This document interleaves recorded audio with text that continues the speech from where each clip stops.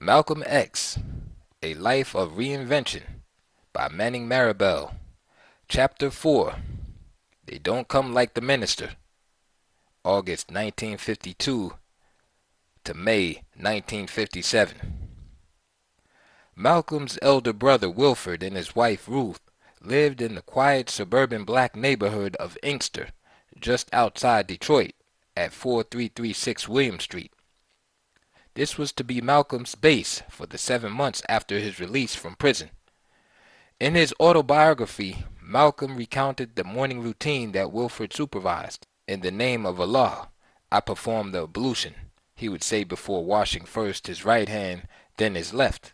After the family had showered, completing the whole body's purification, it was ready for morning prayers. Part of this ritual was similar to practices of Orthodox Islam. However, like many of the NOI's methods, it also had special elements. First, Nation of Islam members, like Moorish Science Temple followers, faced east and raised their hands when praying, but did not prostrate themselves. They also did not recite the Shahada or practice any other of the 5 pillars. At one point, when Elijah Muhammad felt slighted by Arab Muslims, he briefly commanded NOI members to face the direction of Chicago rather than Mecca for their prayers. Shortly after moving back to Michigan, Malcolm started working at the cut-rate department store to fulfill the conditions of his parole. He was grateful to have a job, but soon described his experiences with some bitterness. "Nothing down" advertisements drew poor Negroes into the store like flies to fly paper. It was a shame, the way they paid 3 and 4 times what the furniture had cost because they could get credit from those Jews. It was the same kind of cheap, gaudy-looking junk that you can see in any of the black furniture stores today. I would see clumsy, work-hard and callous hands scrawling and scratching signatures on the contract, agreeing to highway robbery interest rates in the fine print that never was read. It was his first work experience of the outside world since his conversion, and this episode had a profound impact on Malcolm. It was the first time he had offered a strongly negative generalization about Jews, categorizing them as a group. Established in 1932, downtown Detroit's Temple No. 1 was the Nation of Islam's oldest, but after 20 years it still had barely 100 formal members. Its minister, Lemuel Anderson Hassan, like all NOI clergy, had been selected personally by Elijah Muhammad, to whom he was required to report each week. Despite its modest size, the temple possessed an active religious and social life. The men were quietly, tastefully dressed, Malcolm recalled. Seating arrangements were by gender, men to the right, women to the left. Unlike in an Orthodox Muslim mosque, which had no furniture, members sat upright in chairs throughout all services, which largely consisted of lectures about Elijah's teachings. It did not take long for Malcolm to wonder why, after 2 decades of existence, Temple No. 1's membership was so tiny, and he was surprised to learn that Hassan and other senior members were not eager to proselytize. Malcolm voiced his frustration to his family, but Wilford advised patience. That August, Malcolm asked his parole officer if he might travel to Chicago to visit Elijah Muhammad, explaining that he would be accompanied by 3 of his brothers. Approval granted, Malcolm participated in Temple No. 1's automobile caravan, consisting of 10 cars to make the trip. Arriving in Chicago's sprawling South Side, Malcolm waited impatiently at the temple for the formal program to start. Finally, Allah's messenger entered, surrounded by Fruit of Islam guards in dark suits, white shirts, and bow ties. In a soft voice, Muhammad, wearing a gold-embroidered fez, reminded his audience about the personal sacrifices he had made for over 2 decades. African Americans were truly the original people, he said, unjustly stolen to North America. Only the Nation of Islam's teachings could restore black people to their rightful place. Malcolm sat riveted. Then, unbelievably, Elijah called his name. Stunned, he stood up before several hundred congregants as Muhammad explained that Malcolm had been so devoted while in prison that he had written to him daily. Such peerless example recalled Job. After the service, Malcolm and his whole group were invited to dinner. The messenger's family had only recently moved into an 18-room mansion at 4847 South Woodlawn Avenue in the exclusive Hyde Park section of Chicago's South Side, purchased with funds tithed by the nation's increasing membership. During the meal, Malcolm mustered the courage to ask how Detroit's Nation of Islam should reach out to recruits. Muhammad counseled him to concentrate on young people. The older ones will follow through shame, he explained. The point went home. In Orthodox Islam, evangelical work is known as dawah. In Western countries, it has two purposes: to promote Muslim practices and values among non-believers and to reinforce what the scholar Ismail al-Faruqi termed Islamicity. In the Nation of Islam, dawah was called fishing for converts. Almost immediately after his return home, Malcolm plunged into Detroit's bars, pool halls, nightclubs, and back alleys, aggressively fishing. Night after night, he attempted to interest his poor, ignorant, brainwashed black brothers in Muhammad's message. At first, only a trickle of the curious came to temple meetings, but persistence soon paid off. Within a few months, temple membership had almost tripled. Malcolm's most remarkable convert during this time was a young man named Joseph Gravette, who would become for a time one of his closest confidants and an important figure in the Nation of Islam over the next decade.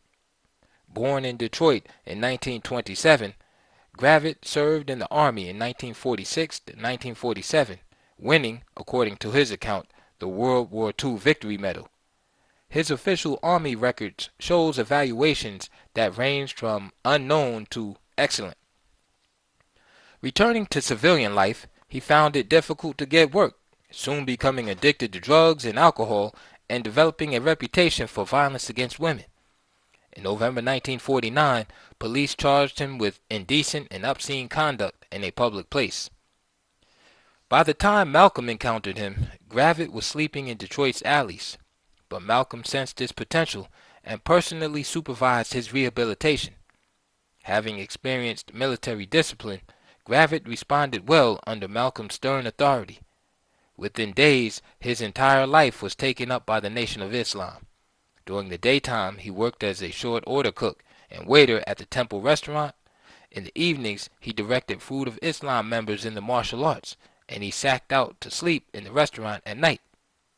Within months, he had become a devoted, even fanatical, Fruit of Islam leader, his metamorphosis adding to Malcolm's reputation. As he was devoting an increasing amount of time to the Nation of Islam, Malcolm struggled to find regular work that he could tolerate. In January 1953, he was taken on at the new Ford assembly plant in Wayne as a final assembler on the production line. Although he was employed for only 1 week, it was long enough for him to become a member of United Auto Workers Local 900. A short time later, he was hired at Garwood Industries, a company famous for its innovations in truck equipment, cranes, and road machinery. By the 1950s, Garwood was one of Detroit's major employers, but many of the jobs made available to blacks were dirty and dangerous. Malcolm's technical classification was as a grinder, defined as a worker who pulverizes material or grinds surface objects. It paid a little better than his previous employment, but it was a miserable, monotonous job, and Malcolm felt caged. Wilford, in whom he confided, may have conveyed his brother's discontent to Minister Hassan, or perhaps, with his eye for identifying talent, Elijah suggested a new assignment for his young disciple. When in early 1953 Malcolm was approached about becoming an NOI minister, he must have felt profound relief, as well as justifiable pride. Yet he also recognized that the inner counsel surrounding Elijah demanded humility. He duly responded that he was happy and willing to serve Mr. Muhammad in the lowliest capacity. reluctantly agreeing to deliver a brief talk to Temple Number 1 about what Mr. Muhammad's teaching had done for me. The lecture went off well, and as a follow-up he gave another, devoted to my favorite subject, Christianity and the horrors of slavery. He came to look back nostalgically on these early efforts as the beginnings of his life as a minister. The Massachusetts Parole Board certified Malcolm's discharge from parole on May 4, 1953. Michigan's discharge followed shortly thereafter. Malcolm X, as he was now known within the Nation of Islam, was free to travel throughout the United States. One day that same month, during his work shift, he was pulled off the production line by his supervisor. Waiting to see him was an FBI agent who ordered Malcolm to accompany him to his supervisor's office. Once there, he was asked why he had not registered for the Korean War draft. Malcolm was aware that Elijah Muhammad had encouraged the evasion of the draft during World War II, but instead of citing the messenger's example, he informed the agent that he had just been released from prison and thought that former prisoners were not allowed to register. He was allowed to leave, and a few days later registered at the local Selective Service office, claiming conscientious objector status. According to FBI records, he wrote that his country of citizenship was Asia. He also asserted that his mental attitude and outlook in general regarding war and religion merited disqualification from military service. On May 25th, he was given a physical exam for the draft and failed. The subject had, quote, an asocial personality with paranoid trends. That summer, Malcolm became Detroit Temple No. 1's assistant minister. He was already commuting regularly between Detroit and Chicago, where he was preparing for the ministry, much of his tutelage being directly under the supervision of Elijah Muhammad. I was treated as if I had been one of the sons of Mr. Muhammad and his dark, good wife, Sister Clara, Malcolm recalled fondly. In the Muslim-owned combination grocery drugstore on Wentworth and 31st Street, Mr. Muhammad would sweep the floor or something like that, as an example to his followers. Malcolm relished the opportunity to ask questions of the man he believed to be embodying perfection. The way we were with each other, he recalled, it would make me think of Socrates on the steps of the Athens marketplace, spreading his wisdom to his students. In June, Malcolm quit his job at Garwood and began working full-time for the Nation of Islam. Technically, NOI clergy were not employees. The income they received from temple offerings was deemed an informal contribution for voluntary services. Throughout the remainder of that year, Malcolm continued to steer scores of fresh converts into Detroit's temple. He also gained confidence in his ability to speak in public, lecturing on a range of topics. By late 1953, Elijah Muhammad decided that his protege should be promoted to minister and be assigned to establishing a temple where the Nation of Islam had few followers. Boston was the logical choice. Malcolm had lived there for several years and had numerous relatives and old friends in the city. One NOI member who lived in the city, Lloyd X, agreed to house him and invite small groups to his home to hear the young minister. Years later, Malcolm could recall the appeal he delivered to one such gathering in early January 1954. What he could not have known was that within his audience was an FBI informant. The fact that the Boston field office of the FBI thought it prudent to conduct surveillance even of tiny NOI gatherings in their homes reveals just how potentially dangerous the sect was believed to be. Within the Nation of Islam, each successful temple had 4 decision-making officers who exercised authority over routine activities, though always under Muhammad's autocratic guidance. The minister, the temple secretary-treasurer, the women's captain of Muslim Girls Training, or MGT, and the men's captain, the head of the Fruit of Islam, or FOI. These personnel were frequently selected directly by the National Secretariat in Chicago, which in effect included Muhammad, National Captain of the Fruit of Islam, Raymond Sharif, Sharif's wife, and Muhammad's daughter, National MGT Captain Ethel Sharif, and the National Secretary-Treasurer, indirectly Elijah Muhammad Jr., Herbert Muhammad, and other relatives were involved in the process. At local levels, the minister was the public face of the temple, the Nation of Islam's chief representative to the outside world. Internally, his role was pastoral, but in terms of how the temple functioned as a social organization, as a kind of secret society whose borders had to be policed constantly, no one was more important than the Fruit of Islam captain. Forever on the lookout for acts of disobedience or disloyalty, his disciplinary rod was essential in maintaining a well-run temple. Although Malcolm's initial activities focused on Boston, he traveled up and down the East Coast and as far west as Chicago. Sometime that first January back east, he went to several meetings at New York City's tiny Temple No. 7 in Harlem. In February, he served as a guide for pilgrims coming to Chicago to attend the Nation of Islam's major annual event, the Savior's Day Convention, celebrating the birth and divinity of its founder, Wallace D. Fard. This marked the first time that the young apprentice took the stage as a featured speaker before a national audience. FBI surveillance indicated that he, quote, spoke against the white devils and encouraged greater hatred on the part of the cult toward the white race. By late February, Malcolm's recruitment efforts had been so successful that there were sufficient converts to create a new temple in Boston, number 11. At one of his larger public gatherings, he was delighted to see Ella, but she remained a stubborn holdout against the nation's call.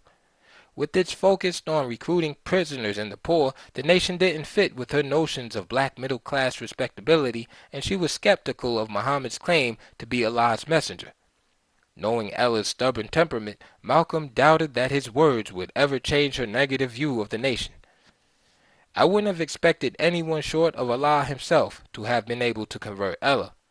During this time, it's possible that Malcolm also reconnected with his former girlfriend, Evelyn Williams, who continued to harbor deep feelings for him.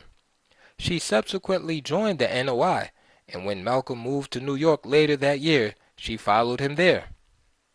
His next assignment as minister of Philadelphia's temple required both diplomacy and a firm administrative hand. The temple was run by Willie Sharif, no relation to Raymond. Malcolm spoke at one of its meetings, informing his stunned audience that he had been authorized to, quote-unquote, shake things up. Along with Isaiah X. Edwards, the minister of Baltimore's temple, he had conducted a preliminary investigation of the temple's affairs. The day before the meeting, March 5th, Sharif had been removed from his position. Eugene X. B., who had been appointed Fruit of Islam temple captain as well as assistant minister by Sharif, was also dismissed. Malcolm assumed the titles teacher and acting minister. To consolidate his position, he led or participated in a series of 8 temple meetings throughout the last 3 weeks of March. Malcolm's progress was carefully monitored by the FOI Supreme Captain, Raymond Sharif. In 1949, Sharif had married Muhammad's second oldest child, Ethel, and before long exercised administrative authority that went well beyond the Fruit of Islam, overseeing the nation's growing real estate and commercial ventures in Chicago. For years, the Nation of Islam had lacked a substantial institutional presence in many key cities, but its failure to grow was now shown not to have been due to a lack of interest in its message, but to poor local leadership. In Detroit, Malcolm had exposed Lemuel Hassan as, at best, a mediocre minister. By 1957, Hassan would be reassigned to the less prestigious temple in Cincinnati, Ohio, and Malcolm's brother Wilford elevated to become minister of Detroit's Temple No. 1, second in status only to Chicago. Malcolm's rise and Hassan's demotion infuriated Hassan's brother, James X., who was the assistant minister of Chicago Temple No. 2, as well as assistant principal of the University of Islam. James's hostility toward Malcolm would, within several years, be shared by most, of the Nation of Islam's ruling elite in Chicago. Both Muhammad and Sharif may also have worried that Malcolm, still only 29, might be moving too quickly. One of them initiated the order in early 1954 to Joseph X. Gravette to travel first to Boston, then to the Philadelphia Temple to aid in the reconsolidation of both temples, Fruit of Islam, as their new captain. Joseph's immediate supervisor, however, was not to be Malcolm, but Sharif. Joseph's presence in Philadelphia afforded Malcolm the rare luxury of having occasional mornings and afternoons off, and whenever he could, he explored cities such as the city's art museum and libraries. Most of his time, however, was taken up by his administrative duties throughout the Northeast, which kept him constantly in transit. His absence required Joseph to speak frequently at Philadelphia's Temple No. 12. The subject of one May 1954 speech was, quote, "the duty of Muslims to take the heads of 4 devils for which they will win a free trip to Mecca." He explained that this meant the bringing of a lost Muslim into the Nation of Islam and thereby cutting off a devil's head. Such hell and damnation rhetoric lacked even the sophistication of the young Malcolm, but in an organization that lived by discipline, such a no-nonsense manner had its advantages. Side by side, both living in Philadelphia, Malcolm in a rented flat at 1522 North 26th Street, the two men seemed an unlikely duo, but over these months they formed bonds of trust and codependence. Malcolm was 6 feet 3 inches tall and weighed no more than 170 pounds. He was youthful, passionate, constantly in motion, intent on honing his language. Joseph, at 5 feet 6 inches, possessed a muscular build and was small but very tough at 145 pounds. He was quiet and cautious, yet volatile. As in Boston, much of the credit for getting the Philadelphia Temple in order went to Malcolm, and indeed in June, in recognition of his outstanding efforts, Muhammad named him the new minister of Harlem's Temple No. 7. Yet during the 2.5 months after Joseph's arrival in Philadelphia, Malcolm had participated in only 4 local meetings. Joseph had absolutely been in charge, both as head of the Fruit of Islam and a substitute minister. In the autobiography, Malcolm is silent about Joseph's contributions. In less than a year, Malcolm had gone from line worker at Gar Wood to full minister of the Nation of Islam in one of the most important black centers in the United States. He was keenly aware of the challenge ahead of him. He would later recall, "Nowhere in America was such a single temple potential available as in New York's 5 boroughs. They contained over 1 million black people." Sometime in June 1954, Malcolm relocated to New York City. For another 3 months, he continued to serve as the principal minister in both Harlem and Philadelphia, but he devoted most of his time trying to make sense of the situation in New York. His first step was to appoint a man named James 7X as his assistant minister, but not until August was Joseph X transferred to New York to join him at Temple No. 7 as its FOI captain. Malcolm found himself with a membership that numbered only a few dozen people. Even that figure is an informed guess. Neither he nor any other NOI minister ever revealed publicly the actual numbers, in part because they were so low.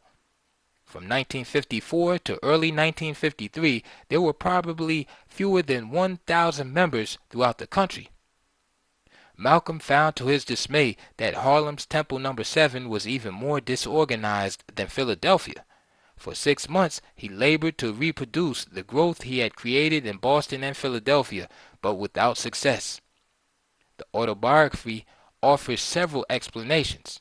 First, Harlem was still filled with ex-Garveyites and a variety of aggressive nationalist groups, all pushing their agendas. "We were only one among the many voices of black discontent," Malcolm noted. "I had nothing against anyone trying to promote independence and unity among black men, but they still were making it tough for Mr. Muhammad's voice to be heard." He also mentioned the social apathy and lack of political awareness to which Harlem blacks seem to have succumbed. Every time I lectured my heart out and then asked those who wanted to follow Mr. Muhammad to stand, only 2 or 3 would, sometimes not that many. The challenges were more complicated than he was willing to admit. The post-war economic boom had left much of African America behind.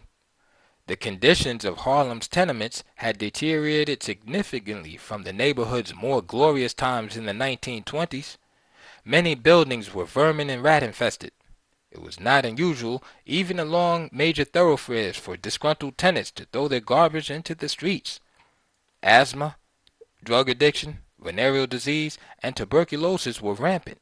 In 1952, for example, Central Harlem's tuberculosis mortality rate was nearly 15 times that for nearly all white Flushing Queens.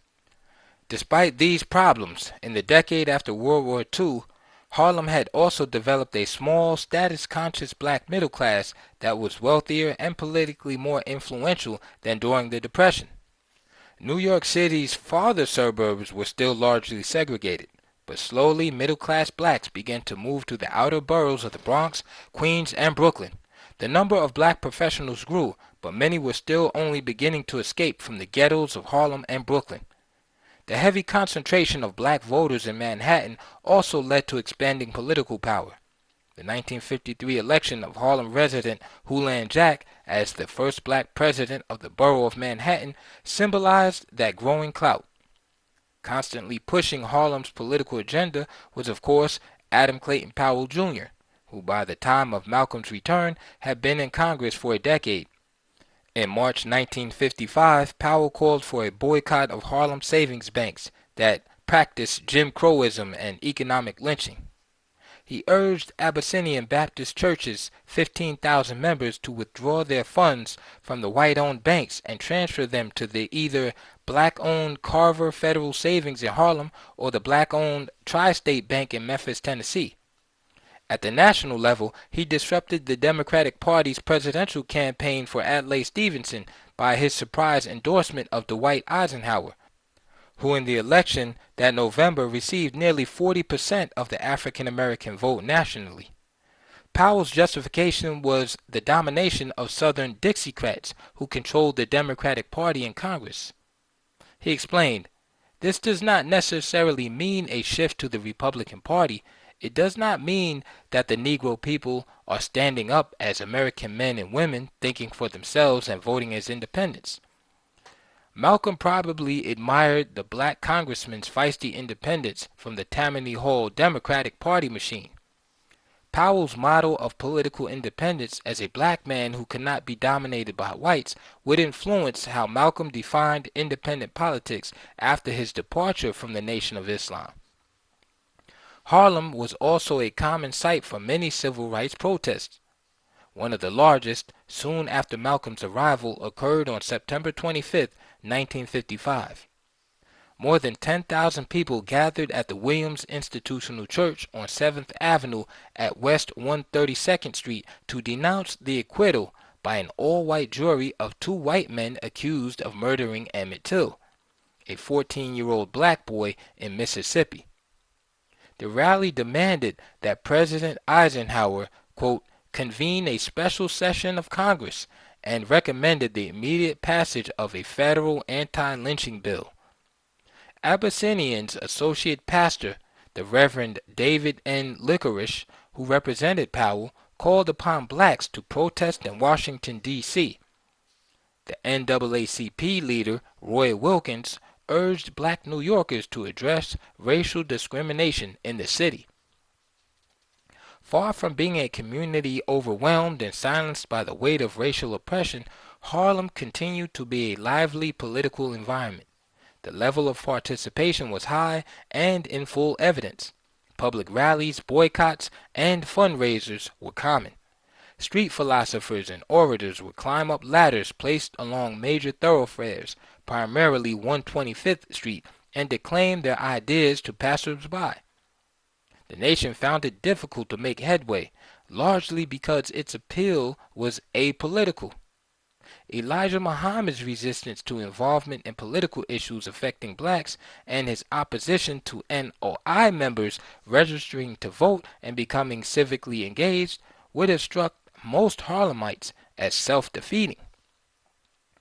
Many in the neighborhood had already been introduced to more orthodox Islam through the extensive missionary activities of the Ahmadiyya Muslims.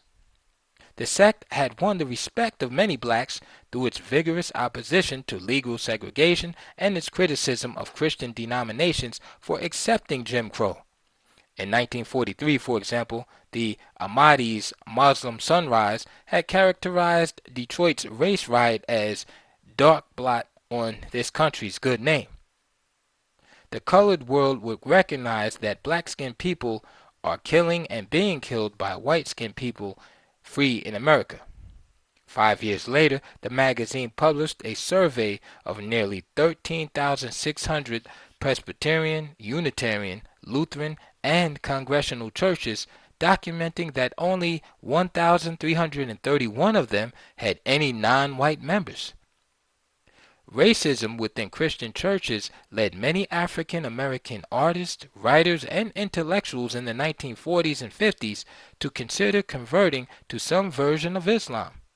Recruiting was particularly effective in the bebop world. A key figure was Antigua-born Alfonso Nelson Rainey, or Talib Dawood, one-time member of Dizzy Gillespie's band. Dawood's own conversion persuaded tenor saxophonist Bill Evans to become a Muslim, acquiring the name Yusef Lateef. His conversion was followed by Lynn Hope's, Haj Rashid, and drummer Kenny Clark's, Liaquat Ali Salam.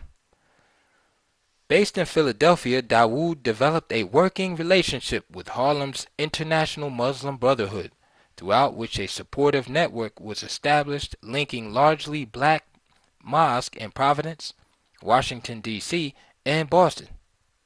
Dozens of other popular jazz artists became associated with Ahmadi Islam, including Art Blakey, Ahmad Jamal, McCoy Tyner, Saheed Shahab, and Talib Dawood's wife, the vocalist Dakota Stanton, who changed her name to Alaya Rabia after conversion. Even those who did not formally convert, like John Coltrane, were heavily influenced by the Ahmadiyya. In Cleveland, an Ahmadiyya mosque had been established during the Great Depression. By the 1950s, it had more than 100 African American congregants.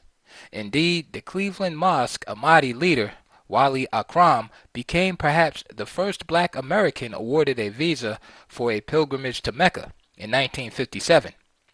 All of these activities created among many African Americans a general awareness of different types of Islam beyond that represented by the Nation of Islam. This was particularly true in Harlem, which made winning converts difficult. Not until September 1954 did Malcolm secure permanent living quarters in the New York area at 2535 Humphrey Street in the quiet neighborhood of East Elmhurst, Queens. The property was owned and shared by a black couple, Curtis and Susie Kenner. Although Malcolm's principal responsibility was now Temple No. 7, he was informally promoted to be Elijah Muhammad's chief troubleshooter along the East Coast, and even in the Midwest. He continued to lecture regularly at the Philadelphia Temple throughout the fall and winter months of 1954 and 1955. And also made trips by automobile to Springfield, Massachusetts, and Cincinnati, Ohio, to support local initiatives. Even more than in the Philadelphia Temple, he came to rely on Captain Joseph, routinely dictating instructions to his lieutenant, who in turn barked out orders to subordinates. One Sunday when Malcolm was away, a guest sermon was delivered by the minister from the Baltimore Temple. The meeting, however, actually belonged to Joseph, who opened the proceedings by upbraiding all the male members who had missed meetings or turned up late, demanding explanations of their delinquencies in attendance. Joseph praised Baltimore's minister as a man of peace, but sharply reminded the faithful that he, Joseph, was not. Despite Joseph's hard work, nearly all the praise for the success in New York centered increasingly on Malcolm. At this time, Joseph was living in a small basement apartment far uptown in West Harlem.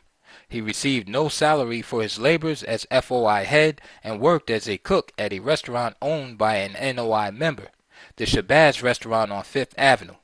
Sometime during his assignment in Philadelphia, he started dating a woman in the Philadelphia Temple, and by early 1956 she had moved in with him.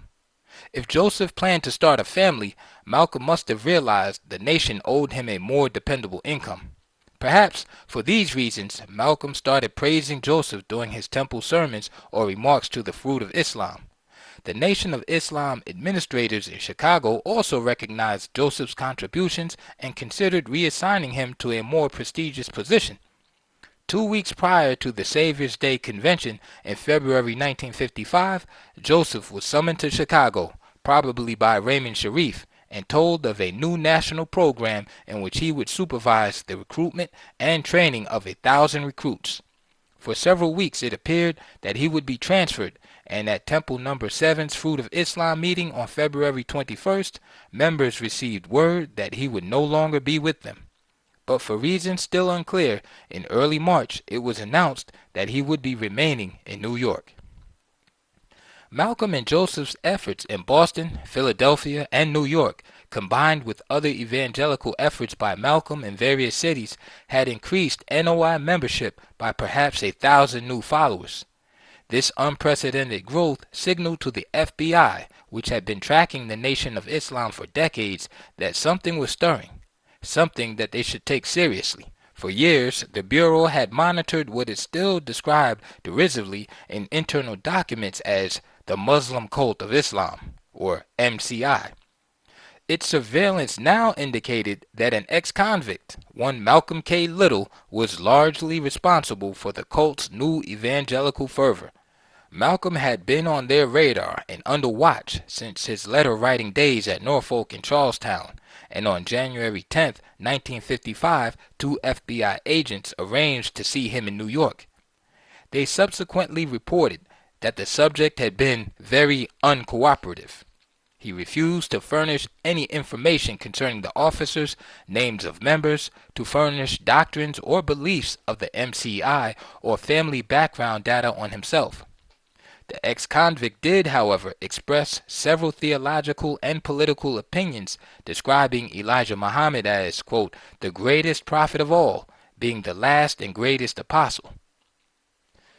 When the agents challenged him about the NOI's alleged teachings of racial hatred, he replied, they do not teach hatred, but the truth, that the black man has been enslaved in the United States by the white man.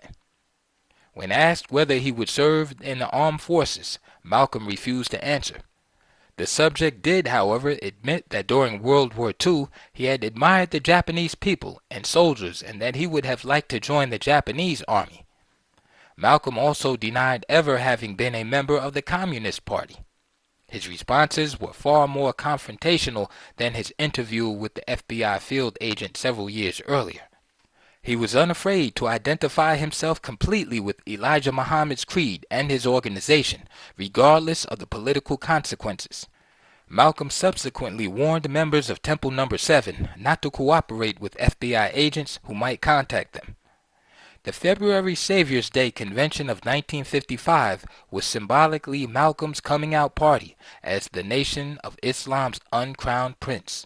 In less than 2 years, he had tripled the size of Detroit's temple, established thriving temples in Boston and Philadelphia, and with Joseph's assistance was finally beginning to recruit members into Harlem's Temple No. 7. He had become a favorite guest minister in Cincinnati, Cleveland, Detroit, Springfield, and other cities. The FBI surveillance of the NOI convention observed that throughout the proceedings, quote, the subject appeared to be enjoying Elijah Muhammad's confidence and seemed to have a free hand. Malcolm even set aside time to escort NOI members on a tour of Chicago's Museum of Natural History and placed his various interpretations on the exhibits at the museum as portraying the creation of the white man by the black man. Attending the convention was an ambitious 21-year-old singer and nightclub performer named Louis Eugene Walcott. Born in New York City on May 11, 1933, Walcott was raised as an Episcopalian in Roxbury. He would recall that both his parents, like Malcolm's, had been militant black nationalists. My father was a Garveyite, he explained, so I couldn't grow up in this society without the touch of Marcus Garvey in my soul, in my mind, and in my spirit. Both Walcott's parents had emigrated from the Caribbean, and as in the little household, from an early age he had been encouraged by his mother to read books and magazines documenting the issues affecting blacks. A track star in high school, he also excelled as a debater, violinist, and singer. After graduating from Winston-Salem State University in North Carolina, he began his career in show business as a calypso artist, calling himself the Charmer. Like Malcolm, he eventually came to remake himself, first as Louis X and then as Louis Farrakhan. It was in Boston in 1954 that the Charmer first encountered Malcolm. Walcott and his wife were living in a small apartment on Massachusetts Avenue, only a few doors away from the apartment of Martin Luther King Jr., who was in graduate school completing his Ph.D. Not far away was the nightclub where Walcott performed, and between his musical sets he would occasionally grab a quick dinner at a nearby restaurant, the Chicken Lane. It was here that he was introduced to Malcolm, who had on a brown tam, brown coat, brown suit, and brown gloves. The minister made an immediate impression. He was an imposing man, Farrakhan remembered, talking so bad about white folks, I was scared of him. Walcott's first real experience of the Nation of Islam occurred at the 1955 Savior's Day Convention. He was headlining a show, Calypso Follies, at the Blue Angel nightclub on Chicago's North Side, when a friend invited him to the Nation's festival. The Supreme Minister had been told that Walcott, who was a minor celebrity in the music and nightclub business, would be present in the audience. Aides later informed Muhammad exactly where the young man was sitting. Well into his talk, Muhammad turned and began speaking directly to him. Farrakhan later described the moment as instant love. His wife enthusiastically joined the Nation that night, and although he still harbored reservations, he agreed to join as well. The young couple duly completed the obligatory letter of request for membership and mailed it off to the Chicago office. They heard nothing for 5 months. That July, Walcott was in New York City, performing in Greenwich Village.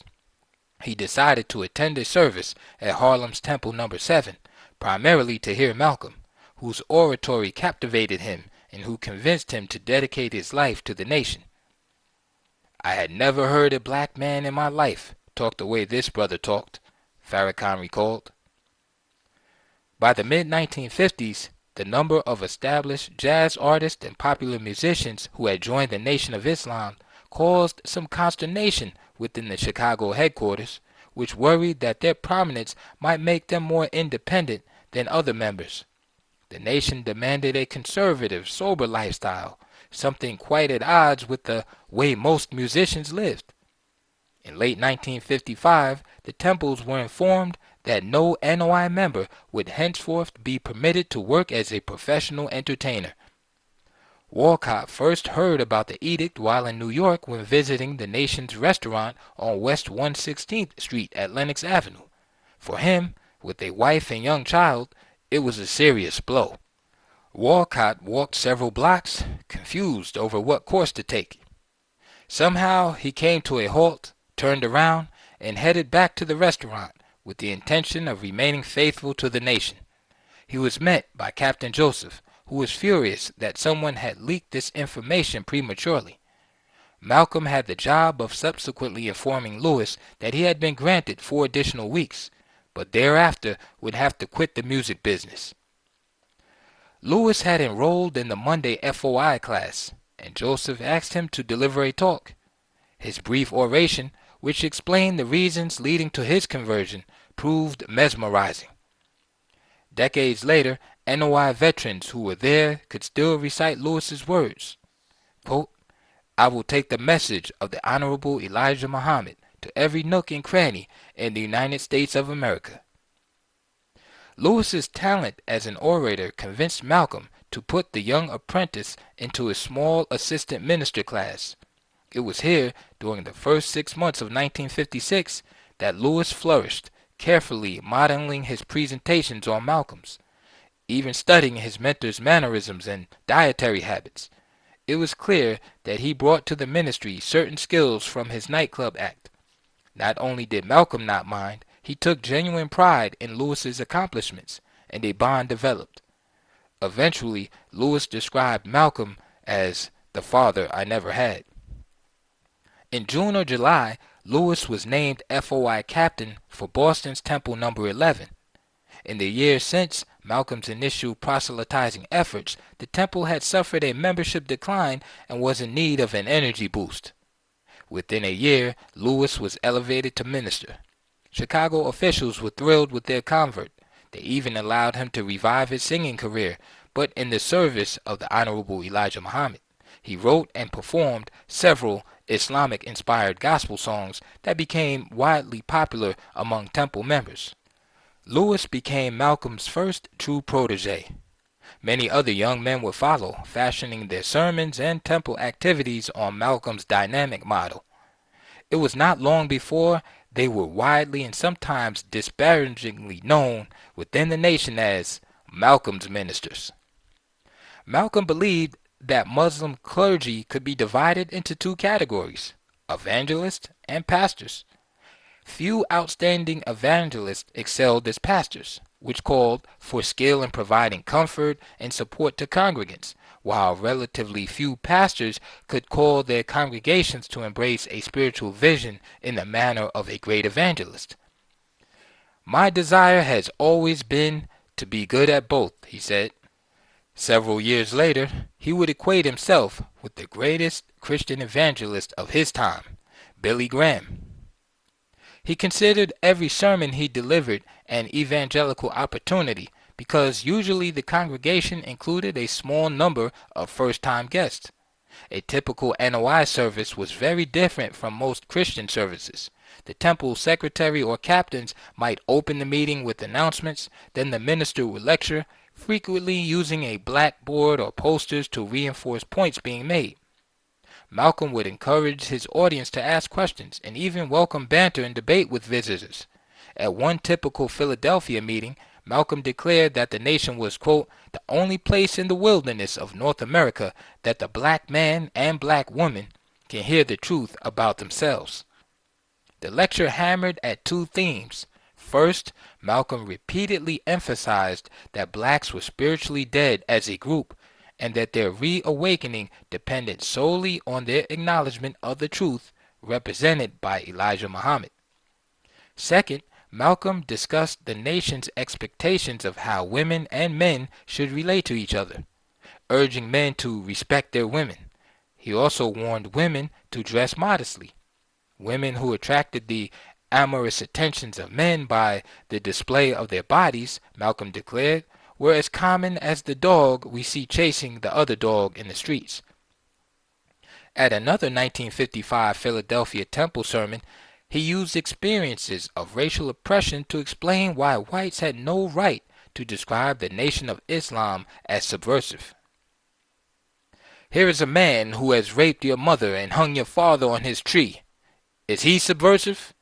Here's a man who robbed you of all your knowledge, your nation, your religion, and is he subversive? Here is a man who lied to you and tricked you out of all things. Is he subversive? This is a man who the Almighty God Allah is subversive against. Black men all over the planet are subversive to this devil, and you come in here and get mad at us? You's better listen, or you will be taken off the planet along with the devil. This wicked government must be destroyed, and those of you who want to follow after the serpent and commit evil also. This is a warning to you that you are living in the last day, and you must decide tonight whether you want to survive the war of Armageddon. Throughout the Philadelphia sermon, Malcolm presented a vivid picture of damnation for those who continued their allegiance to white values, though as an orator, he had learned how to modulate his tone. Frequently, he employed humor and occasionally even references to bebop slang. North America is already smothering with fire, he warned. You think you are so hip and jack, and you can't even smell the smoke. He even ran the dozens in the colloquial language of black folk culture by making negative references to black mothers. Your mother is a prostitute when you are not respecting women. You might as well say this because this is what is proven by your actions. He declared that he had no fear of government surveillance. The FBI follows me all over the country, and they cannot do anything about this teaching unless it is the will of Allah. The devils have lost their power now, and the only thing they can do is to try and frighten the black man who are still dead. As the sermon ended, he observed that while there had been a large number of male converts recently, there is something very wrong with that sisters are not coming in. Instead of questioning the nation's sexist practices that discouraged the recruitment of new female members, Malcolm blamed the excessive gossiping of the temple's females. I'd rather put all of the sisters out for bickering and go out and get a lot of prostitutes. That sounds harsh, but I cannot stand this disunity. Tirades like this earned Malcolm a reputation for being aggressively hostile to black women and suspicious of the institution of marriage. Taking his cue, many Fruit members applauded and imitated the minister's sexist attitudes and rhetoric. Malcolm frequently cited episodes in American history, emphasizing the legacy of the slave trade, to condemn both Christianity and the U.S. government. In another sermon, he remarked that all Negroes were American citizens, but you cannot prove this because you have been fighting for civil rights ever since the enemy brought you to Jamestown, Virginia in the year of 1555. You do not own any state in North America, but today you say you are American. Black people could not look to whites to redeem their lives. Today the white man does not have any power left, and it is only the black man who has any chance to save himself. On another occasion, he reminded members that people of European descent were hopelessly outnumbered globally by Africans, Asians, and other non-whites. There are only two kinds of people, the white and the black. So if you are not white, you must be black. He urged NOI members to patronize businesses managed or owned by Muslims. Without mentioning Wilfred by name, he noted that in Detroit, one of the brothers is the manager of a large department store and hires as many members as he possibly can. By 1955, Malcolm's popularity had become so intense that NOI headquarters called on him to relocate to Chicago for 3 weeks to promote a membership drive in Temple No. 2. Recruitment efforts were ongoing, and during the mid-1950s, the Nation of Islam seems to have looked closely at the model of Islamic proselytizing practiced by the controversial Ahmadi Muslims.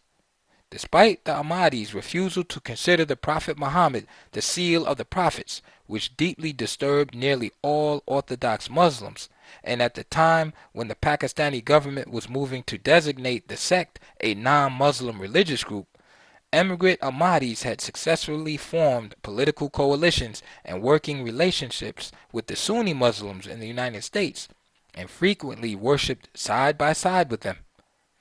By the late 1950s, a significant number of African American Ahmadis had joined the nation, particularly due to its explicitly black identification.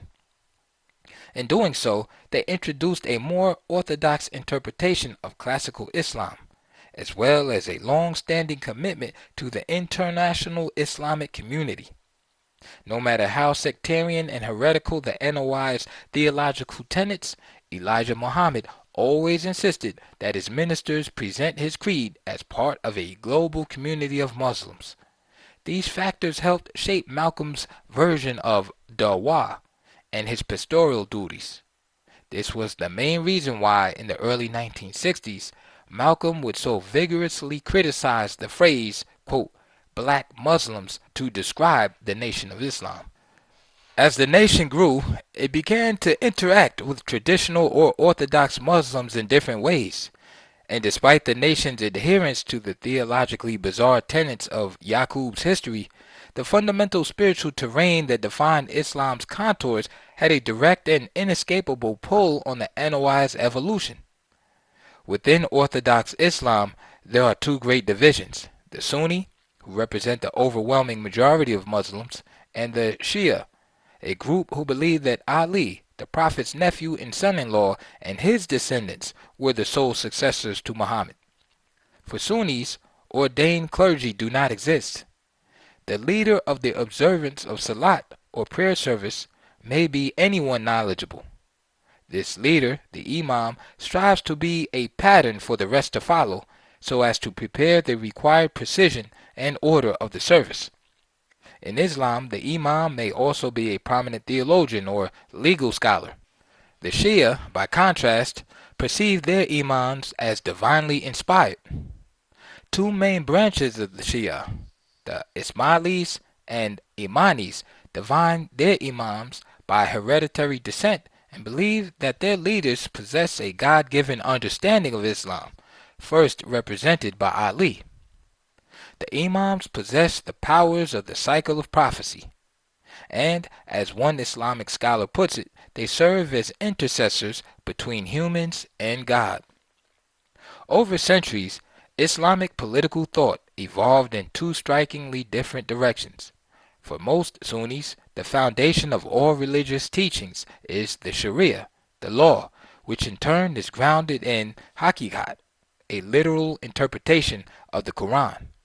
For the Shias, spiritual knowledge is esoteric, hidden, secret. The Shia Muslim approaches the Quran not for the construction of laws, but for knowledge that reveals truth.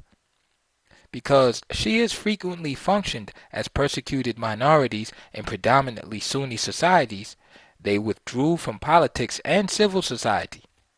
The Shias view most political leaders as illegitimate, and except in states like Iran, in which they control the government, they generally have not participated in politics. Although the lost found nation of Islam can hardly be considered orthodox, it shares striking parallels with Shiism. Both view their faiths from the vantage point of persecuted minorities. Both are convinced that all civil authorities and politics are corrupt. Both espouse what in Arabic is called hikmat at-tadrij, the gradual communication of religious knowledge and truth over time. When Elijah Muhammad elevated Wallace D. Fard to the status of Allah, Muhammad immediately became the sect's sole conduit with God.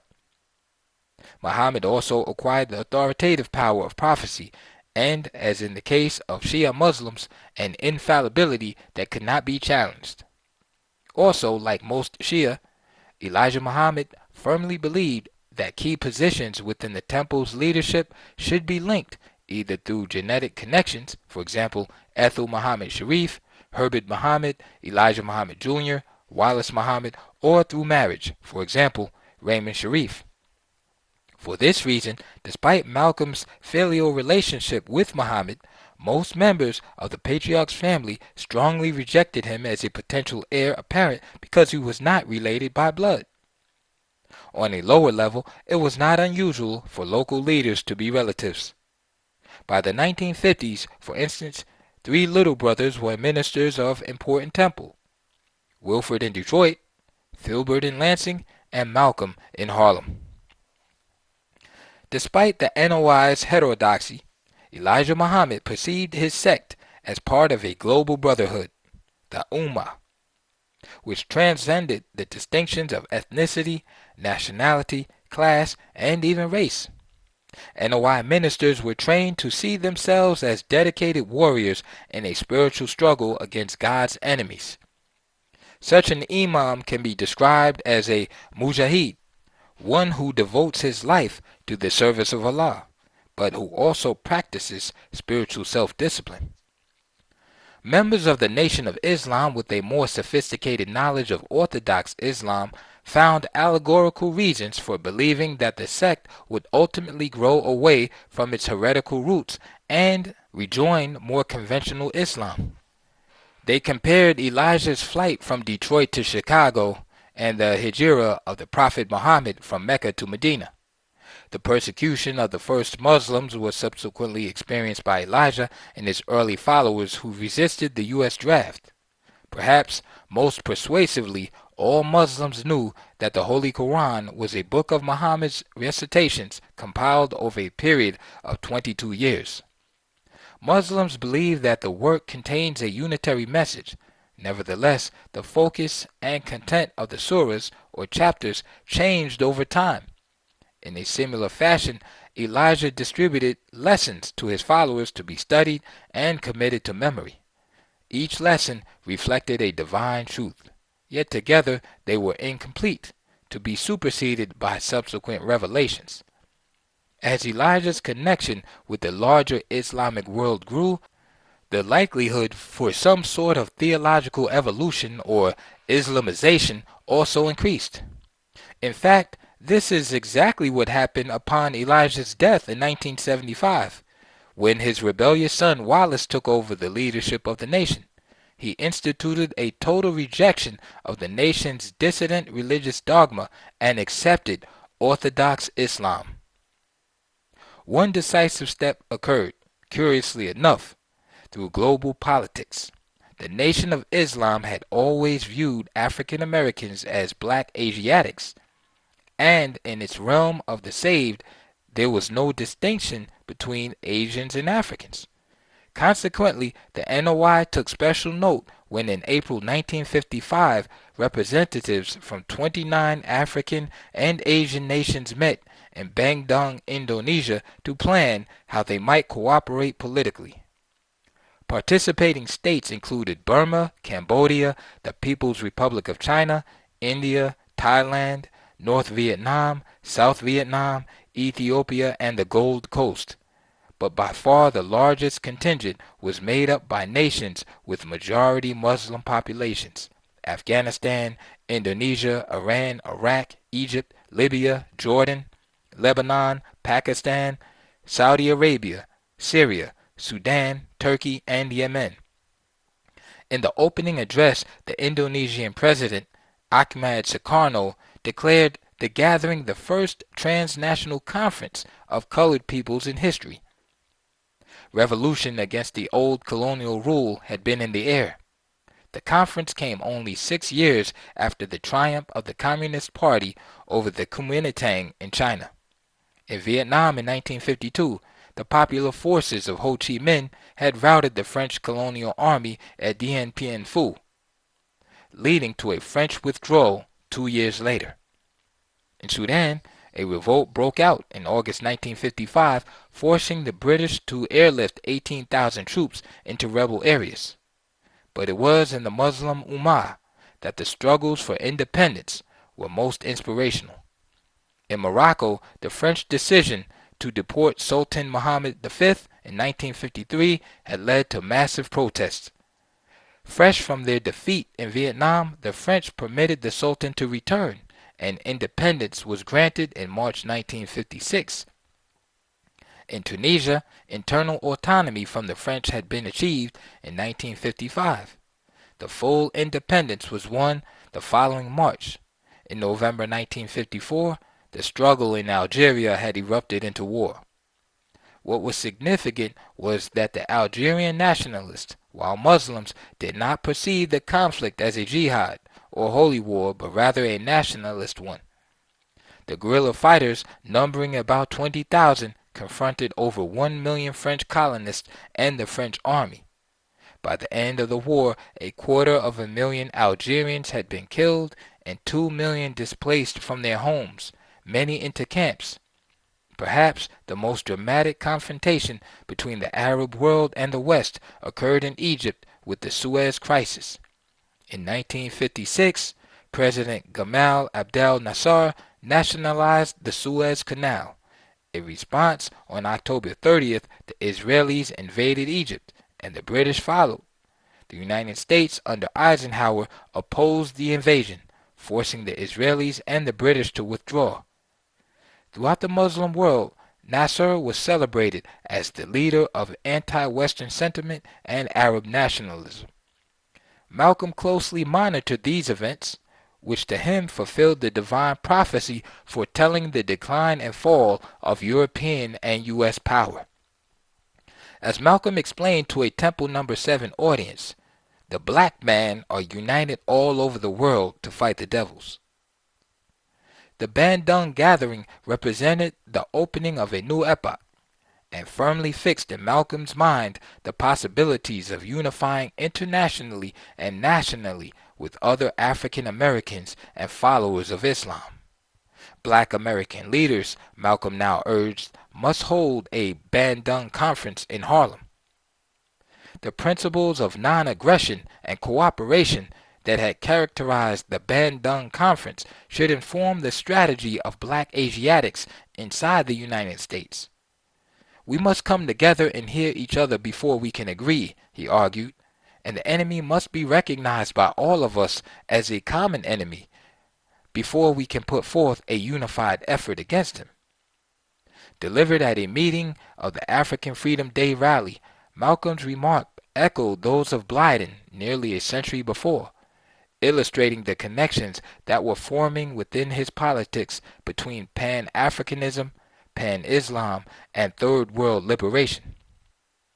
More than any other NOI leader, he recognized the religious and political significance of Bandung.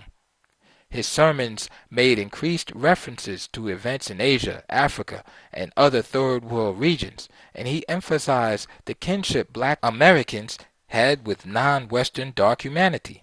But he was also careful to integrate this new emphasis into his presentations gradually, without seeming to break from the traditional script demanded by Elijah Muhammad. By as early as 1956, Captain Joseph began using such expressions as, "Hey, ain't none like Malcolm," and "they don't come like the minister." He was careful to speak playfully, almost mocking Malcolm, but he was acknowledging an undeniable truth. Malcolm was standing apart. He had earned a reputation as the nation's most extreme taskmaster, a zealot whose life was consumed by his service of Allah and unquestioned dedication to Elijah Muhammad. Malcolm held each member of his temple to the strictest standards. He would never hesitate to levy sanction against even his closest lieutenants, or to oust loyal members from the temple for weeks at a time for minor infractions, such as smoking cigarettes.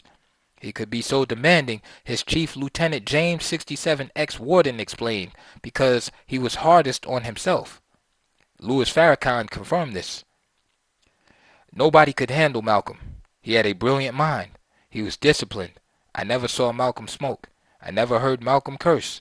I never saw Malcolm wink at a woman. I never saw Malcolm eat in between meals. He ate one meal a day. He got up at 5 o'clock in the morning to say his prayers. I never saw Malcolm late for an appointment. Malcolm was like a clock. Elijah Muhammad preached that the Bible was a book not of history but of prophecy. So Malcolm saw himself biblically, James 67X related, not as someone who had been, but as one who was becoming, had been described prophetically. He saw himself as poor, and he saw himself as a fisher of men. Malcolm sought no monetary reward. The pride he felt in bringing in thousands of lost founds was sufficient compensation.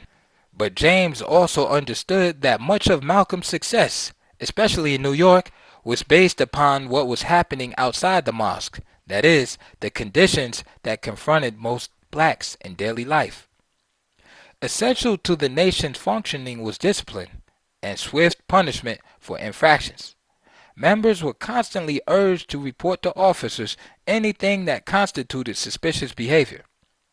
Under Elijah Muhammad's post-war regime, the nation developed a strict disciplinary procedure in which, for example, members were expected to eat only one meal a day, usually in late afternoon or early evening.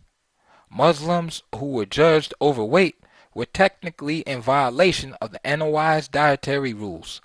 Penalties imposed were usually time out, a period when the offender was barred from attending temple functions. More severe was silencing, when the offender was barred not only from the temple, but also from communicating with other members. In a 1955 lecture at the Philadelphia Temple, Malcolm ordered the local leaders to purchase scales and to weigh the members every Monday and Thursday. Those who are overweight, he warned, will be given 2 weeks to lose 10 pounds or will be given time out. He anticipated that his draconian edict would not be popular. "I'd better not hear anyone mentioning my name in criticism, or I will give them indefinite time out of the temple and might keep you out of here for good. Is there anyone who wants to question me or doesn't think I'm being fair? Raise your hand." Good thing you didn't, because you would have gotten out of the temple. Malcolm's reputation for severity, especially toward those who questioned the infallibility of Elijah Muhammad, was demonstrated in an incident that occurred probably in May 1955. He and a trusted lieutenant, Jeremiah X, later Shabazz, were driving a car through Detroit streets when they recognized Malcolm's younger brother Reginald, who had been expelled from the nation years before. Malcolm stopped the car and beckoned him over. His brother appeared deranged and disheveled. According to Jeremiah, Malcolm then drove away, leaving Reginald adrift on the city sidewalks. Malcolm explained to Jeremiah X that his brother had fallen under divine chastisement for his self-destructive opposition to Elijah Muhammad. Malcolm cut back on his travels throughout the remainder of 1955 and all of 1956, but still maintained a demanding schedule. His recruitment trip to Lansing and Detroit in May 1955 consumed at least 2 weeks. Over that summer, administrative problems at the temple in Philadelphia again forced him to divide his work largely between that city and New York. His energy for recruiting new members and expanding the nation's base was undiminished. In 1955 alone, he was instrumental in establishing 3 successful temples: number 13 in Springfield, Massachusetts, number 14 in Hartford, Connecticut, and number 15 in Atlanta. To build the organization in Springfield, he relied on the leadership of an old acquaintance, Osborne Thaxton, whom he had converted to the Nation of Islam while both were serving time in prison. Temple number 14 came about practically from nothing when a woman from Hartford attended a service at Springfield and asked Malcolm to come to her hometown the following Thursday, traditionally domestic servants' day off. Malcolm made the journey, and into her housing project apartment trooped about 15 maids, cooks, chauffeurs, and household workers employed in the Hartford area. Within a few months, more than 40 new converts had been won. These evangelical efforts had a profound impact on the internal culture of the Nation of Islam. Hundreds of converts were joining every month. Hundreds of letters requesting membership had to be reviewed and processed every week. The administrative burdens multiplied accordingly. Local temple secretaries had to be instructed about new applications and members. New administrative teams, ministers, secretaries, FOI, and MGT captains had to be selected, or in many cases moved from one city to another. Between 1953 and 1955, the Nation of Islam more than quadrupled, from about 1,200 to nearly 6,000 members. From 1956 until 1961, it would expand more than tenfold to between 50,000 and 75,000 members. Although many continued to be recruited from prisons, unemployment lines, and ghettos, the nation began to capture a broader audience. Thousands now came from the middle class, or were highly paid skilled workers and trade unionists. Part of the nation's newfound appeal had to do with the black reaction to Southern whites' massive resistance to desegregation beginning in 1955. The growth of white citizens' councils across the South and the slayings of local NAACP and civil rights workers in the late 50s convinced a minority of African Americans that the NOI was right. Whites would never grant full equality to blacks. If Jim Crow was inescapable, then the nation's strategy of building all-black economic and social institutions in the face of implacable white hostility made sense to many. Civil rights activity was intensifying across the country on multiple fronts. The struggle during the bus boycott in 1955 and 1956 unfolding in Montgomery, Alabama, put the movement and its radiant and then virtually unknown young leader in the headlines. Blacks couldn't understand why, years after the Supreme Court had outlawed racial segregation on interstate buses, the laws weren't being enforced. In Montgomery, thousands of working and middle-class Negroes risked their jobs and personal safety to support a nonviolent protest led by 26-year-old minister Martin Luther King Jr. The goal of King and the majority of civil rights activists was integration. They had had enough of separation, which was so dramatically trapping African Americans in poverty and inequality. Malcolm was wise enough not to criticize the boycott for its integrationalist goals when asked to comment on King's efforts. Instead, he focused his criticisms on the U.S. government, the seat of every kind of evil. America is the modern Babylon where there is greater crime, persecution, and injustice than in every place in the world. Alluding to the Bandung model of Asian-African solidarity, he stated in another address that the black men all over the planet Earth are uniting, and all have one object in mind, the destruction of the devil.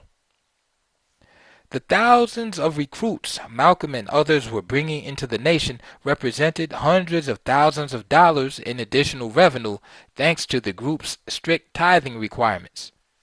All members were expected to donate at minimum 1/10 of their household income to the temple, but many gave significantly more. Under Sharif's supervision, the NOI began purchasing commercial real estate on Chicago's South Side. Muhammad's adult children, at Malcolm's urging, were added to the NOI's payroll.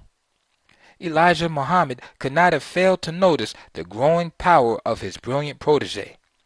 New temples required the training and supervision of new ministers, and since Malcolm was personally responsible for the establishment of 4 new temples and for successfully reviving those in Philadelphia and New York, he directly managed or influenced the selection of personnel. No previous minister had ever been granted such authority. It is probably for this reason that sometime in 1956, temple ministers were ordered by Chicago to audio tape their weekly sermons and mail the tapes to NOI headquarters. Either Elijah or his associates would then monitor the lectures to ensure no deviation from official dogma. The edict coincided with a new attitude Muhammad displayed toward Malcolm, perhaps meant to temper his young minister's growth. Now when Malcolm visited Muhammad at his Hyde Park estate, he would be criticized on some point or other. These criticisms had their effect. Malcolm's frenetic travel schedule was somewhat reduced. However, even a relatively scaled-down schedule meant that he was on the road for at least 4 months of the 12 between mid-1956 and mid-1957. His basic message made few major deviations from Elijah's script, but transcripts from FBI informants also reveal a degree of political emphasis in Malcolm's polemics against white racism that were largely missing from Elijah Muhammad's Jeremiads. By the end of 1955, the Harlem Temple had grown from several dozen members to 227 registered members, either official converts or individuals who had submitted letters to join. Registered members generally attended Sunday services but participated irregularly in other temple activities. Within this group, only 75 individuals were considered active members, participating in all FOI or MGT meetings, attending all lectures and services, volunteering for special duties, and regularly tithing. The administrative routine had become well established. Although Malcolm continued to be out of town for weeks at a time, he tried to keep involved in all important business decisions, relying on Joseph to maintain discipline and for the development and expansion of the temple. Occasionally, however, the two men traveled together to nearby cities where new temples had been started to supervise training and the selection of captains. Given Malcolm's legendary strictness, the NOI's highly punitive culture, and tension that may have rippled beneath the surface of his relationship with Joseph over issues of credit and control, it seems surprising that the two men took so long to find themselves at odds. But in 1956, their productive partnership was finally ruptured. The specific reasons for the break remain contested. Some people believe that Malcolm had blocked Joseph's advancement as the nation's supreme captain. Others blame Joseph for the break, accusing of failing to report to Malcolm a damaging rumor about Elijah Muhammad that had been circulating. But within months, their fraternal association soured, and Joseph grew to hate Malcolm for what transpired next. In September 1956, Joseph stood accused of beating his wife, and Malcolm, as judge and jury, conducted the trial before the entire membership of the temple. Prior to bringing up the case, Malcolm had addressed several others. Brother Adam and Sister Naomi, who admitted to the sin of fornication, were banished for 5 years. Sister Eunice, who had joined the Nation of Islam as a child, was charged with adultery. Malcolm observed that Eunice's husband was a registered Muslim, a man who was in prison. How do you think he feels? After listening to her responses, Malcolm coldly meted out his version of justice. Sister, I have no alternative other than to give you 5 years out of the Nation of Islam, during which I would advise you to fast and pray to Allah, ask Him forgiveness, ask your husband for forgiveness. In no way can I show you any sympathy, pity, or anything, because you should know better. When Joseph stepped up, Malcolm sternly announced, "This is the day of manifestation of defects." He then addressed Joseph, "You are charged with putting your hands on your wife, guilty or not guilty?" Joseph curtly replied, "Guilty." Malcolm ruled that Joseph had been convicted of a Class F judgment, meaning that he was no longer considered in good standing. For the next 90 days, he was stripped of his FOI rank and banned from temple functions and even from speaking with other members except officials. Malcolm used Joseph's shame as an opportunity to instruct his congregation about the standards that were expected. "You know the laws of Islam, brother. You teach them. You taught them. You were captain of the fruit in Boston, and you've been captain of the fruit in Philadelphia, and you've been captain of the fruit right here. You know as well as I, and better perhaps than most brothers here, that any brother that puts his hand on his wife, if it comes to my knowledge, automatically has 90 days out of the temple of Islam. I hope and pray Allah will bless you to remain strong and come back into the temple of Islam and do the good work for Allah and His messenger in the nation." Joseph was asked if he had anything to say in his own defense. He declined to speak and was told to leave the room. Malcolm informed temple members that the original charge of spousal abuse had been filed 8 months before, implying that the case had been considered by the messenger himself, so delaying the final decision. Then he launched into a vigorous defense of Joseph's character. "Many of you may not like him. Many of you may have grievances against him, but also many of you won't make the sacrifice that he would make. Without question, Joseph was a good brother, but for the next 3 months he was to be treated as an outcast, and all of those Muslims that follow him are outcasts." The FBI watched these internal conflicts with interest. On October 23rd, its New York office reported to the director that Gravette had been removed as Temple No. 7's FOI captain, but that he had been allowed to hold a job as a night cook at the temple's restaurant. A second report dated December 12th indicated that Gravette still remained under supervision. If accurate, this was beyond the 90-day period that Malcolm had mandated. By the celebration of Savior's Day in Chicago in late 1957, Joseph had been fully restored to his rank. Yet the experience of becoming a temple outcast likely left him feeling a profound sense of humiliation and a loss of status. He was no longer, at least within the confines of the temple, Malcolm's partner and equal. He was his subordinate, a hard-working but flawed lieutenant who had proven incapable of adhering to Malcolm's high moral standards. While Joseph grew angrier, Malcolm continued to be unhappy with the slow growth of Harlem's Temple No. 7. He had begun making overtures to the Abyssinian Baptist Church and also recruited several members from Powell's powerful Baptist Church. The most productive fishing grounds by far had been the tiny Pentecostal churches, whose members were working-class blacks. But Malcolm must have seen that the most well-attended institutions in Harlem were those involved in civil rights advocacy, electoral politics, and social reform. The NOI's culture was designed to look inward, to reject the devil and all his works. However, if neither heaven nor hell existed, as Elijah Muhammad taught, and the Negro's hell was here, in the United States, did not Muslims have an obligation to wage jihad? Despite the absence of legal Jim Crow, New York City in the mid-1950s remained highly segregated. As the New York Times observed, there is gross discrimination against Negroes here, and in many respects, they are the oppressed class of the city. Blacks as a rule were barred from most private housing and were shepherded into ghettos like Harlem. The zoning of public schools confined most of their children to a substandard education, and there were frequent examples of police brutality toward blacks. For the NOI to break through to a mass audience, Malcolm would have to speak directly to these issues.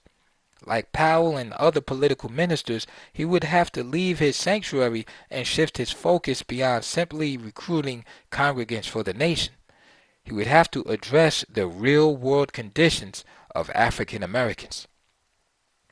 Though he did not realize it at the time, Malcolm's career as a national civil rights leader began late on the afternoon of April 26, 1957, near the corner of Lenox Avenue and 125th Street in the heart of Harlem. Two police officers were attempting to arrest a black man, Reese V. Poe, of 120 West 126th Street, following a street altercation. They were working over Poe with their nightsticks when three black men attempted to intervene, Frankie Lee Potts, 23, as well as two members of Temple No. 7, Lipsy Tall, 28, and Johnson Hinton, 32. The men yelled, "You're not in Alabama, this is New York." One of the patrolmen, interpreting this as a provocation, attempted to arrest Hinton on the grounds of failure to move and resisting arrest. He delivered several powerful blows to Hinton's face and skull, which surgeons later diagnosed as causing lacerations of the scalp, a brain contusion, and subdural hemorrhaging. The three Muslims were then arrested along with Poe and hauled to the 28th Precinct Station House.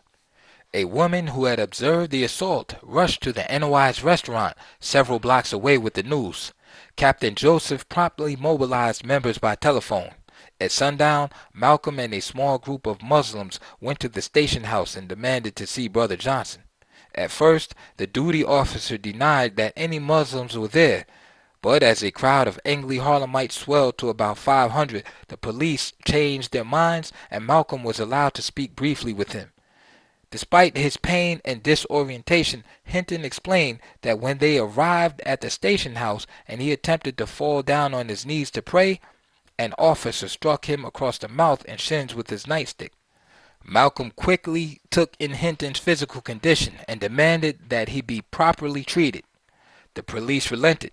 Hinton was transported in an ambulance to Harlem Hospital, followed by about 100 Muslims who walked in formation north up Lenox Avenue. Malcolm knew exactly what effect this march would have down the busiest thoroughfare in Harlem. While Hinton received treatment, the crowd outside swelled to 2,000. Alarmed, the NYPD called all available cops to provide backup. Then, amazingly, they released Johnson X. Hinton from the hospital, back to the 28th Precinct Jail. The protesters marched back to the station house angrier than before, returning this time down West 125th Street, Harlem's central business corridor. Within an hour, at least 4,000 people were jammed in front of the station house. A confrontation appeared inevitable. When Malcolm finally walked into the station house, it was well past midnight.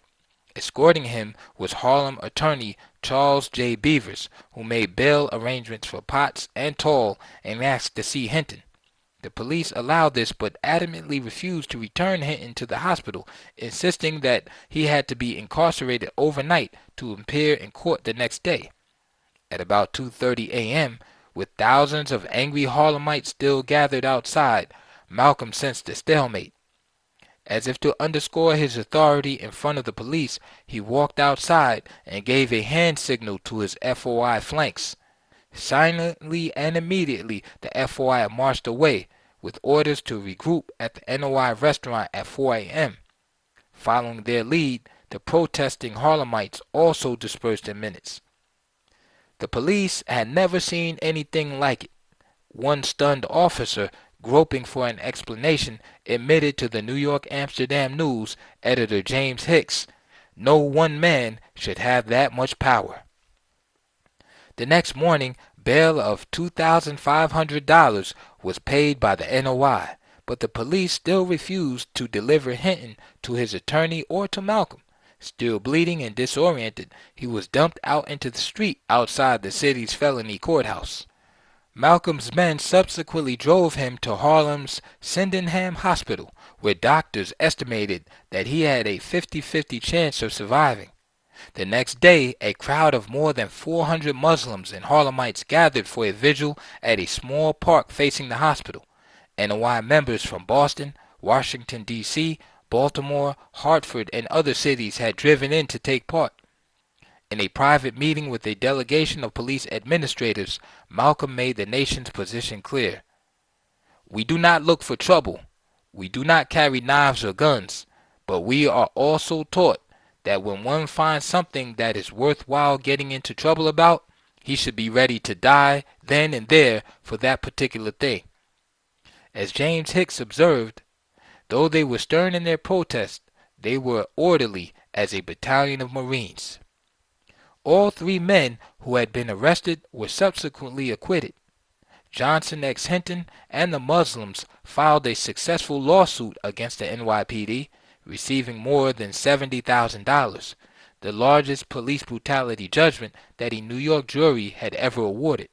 But the incident had also set in motion the forces culminating in Malcolm's inevitable rupture with the Nation of Islam. Elijah Muhammad could maintain his personal authority only by forcing his followers away from the outside world. Malcolm knew that the nation's future growth depended on its being immersed in the black community's struggles of daily existence. His evangelism had expanded the NOI's membership, giving it greater impact, but it was also forcing him to address the problems of non-Muslim black Americans in new ways. Eventually, he would have to choose whether to remain loyal to Elijah Muhammad or to be, quote unquote, on the side of my people. End of chapter 4. Please support this channel by clicking on the links below.